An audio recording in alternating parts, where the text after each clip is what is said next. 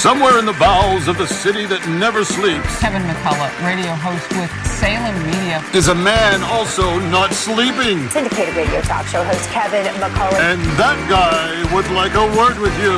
Many of you know him as Nostradamus. Of course that Kevin show is going to be great. The only thing that could be greater, of course, would be that Donald show. But we don't have that, so we have that Kevin show. Featuring the music of Dick Tunney and the Dream in Color Orchestra.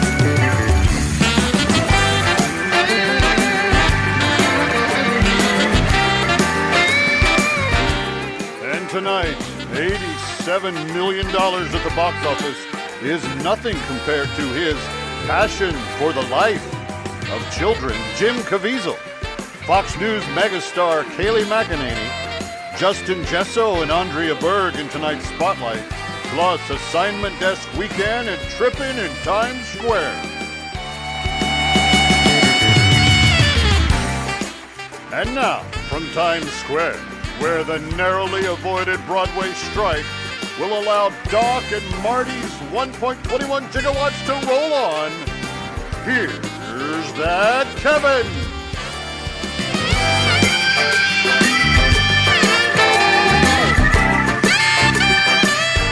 All right, welcome to the weekend. So glad to have you here. Kevin McCullough from Times Square, as we are usually accustomed to being with you tonight. We've got a lot to get to, a great show, an unbelievable guest list tonight. Look, $87 million in the movie coffers to Jim Caviezel couldn't mean anything to him right now. For him, this movie, Sound of Freedom, it's all about saving the kids and saving children and people out of human trafficking.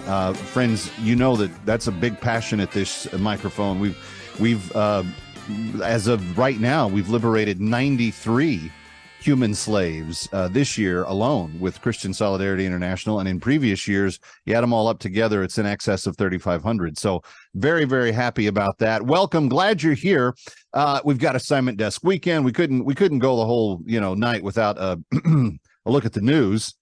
And we're going to go tripping in Times Square again. My friend Justin Awad is back on the streets of New York, and he has some doozies. And remember, folks, when he talks to these people, they're canceling your vote. Just remember that. These people cancel out you. So it's kind of a big deal, I think. Anyway, Kevin McCullough, glad to have you here. I want to just, I'm feeling bad for people these days, and I shouldn't. This was a horrific week for Joe Biden, and I shouldn't care at all. But from the start of the week through the end of the week, the news just got worse as it went along. It couldn't have gotten much worse. We now have actual evidence from the Burisma officials that bribed him that have put in writing that demonstrating that it's true that he and Hunter got $5 million each from corrupt officials at Burisma. But let's go back further than that, because you might remember Mr. Biden having an answer to a question asked by one Steve Ducey when the administration was very, very young. Remember this? Vice President, how many times have you ever spoken to your son about his overseas business dealings? I've never spoken to my son about his overseas business dealings. Hunter told his dad, according to Rob Walker, quote, "I may be trying to start a company or try to do something with these guys." Well, that's a Democratic congressman reading sworn testimony, and he seems to have just confirmed that, in fact, Joe Biden had heard from Hunter Biden. It had been discussed. The business had been the illegal overseas extortion business, the Biden business, had been in fact discussed. And this is where the Bidens find themselves at right now, because everything they've told fibs about starting to come out in the open, and some of it very unflattering. Marjorie Taylor Greene actually had an ethics complaint filed against her by Hunter Biden's attorney this week for showing his pee-pee, even though it was fuzzed out, to the United States Congress. You referred to one of the assistants as West Coast assistant. I believe this is the West Coast assistant. Could you agree with that? So I can tell you that there were deductions for what we believe to be escorts, and then that $10,000 golf club membership. Yes, that was not a golf club membership. That was for a sex club payment. Oh, well, that's interesting.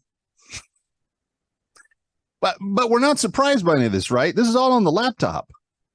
Hookers, blow, hunter, usually in that order. But that's what a lot of us, if we had paid attention to the news and we were allowed to read the New York Post story when it first came out before it got canceled, et cetera. There's a lot of us that's already been known. But now it's in the foray, and the big guy. Wonder what that means about the other guys. If he's the big guy, who's the little guy?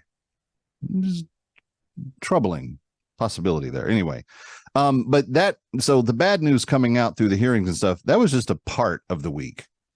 Then he hosted the Israeli prime minister, where at the end of the meeting, I don't know, you got any kind of clue what he's trying to say here?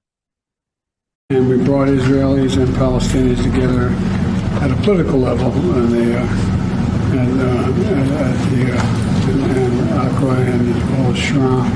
Why is it so hard to understand what the president is trying to say there?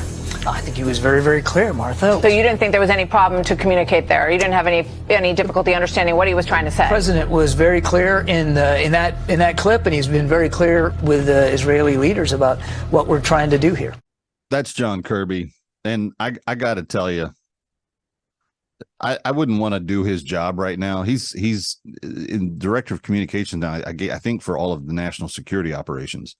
But Karine Jean-Pierre is messing up so bad in the daily press briefings from the White House. He's probably going to start having to do those too. But he actually thought that he could that he could isolate us, that he could make us believe that we should have understood what it was that President Biden was saying right there. And we brought Israelis and Palestinians together at a political level, and Accra and as well as Shram. Yeah, leader of the free world, folks. That's him. Well, fast forward a little bit further, and you get to Friday afternoon, this was really weird, because he had this episode where he met with all of the leaders of the 7 major AI companies that are out there, and the terms and conditions under which they met, nobody really knows, but it was something that he had to secure the meeting of to make sure that they would ensure that AI would stay safe. And that it would be allowed to continue to grow, but that they would put provisions in it to keep it safe, to not do the things that it's not supposed to do. Does anybody think that Joe Biden understands how toothpick works, much less AI? Why is he negotiating this? I wouldn't ask him to explain the mechanics of how a wheel rolls down a hill. And he's the one making the deal with the 7 AI companies that promise to keep it safe and ensure that we don't get abused in the ever-learning, growing intelligence and data mining and sweeping that particularly the progressive left wants to implement on all of us. Does anybody think that that's going to be anywhere close to being actually what it should be?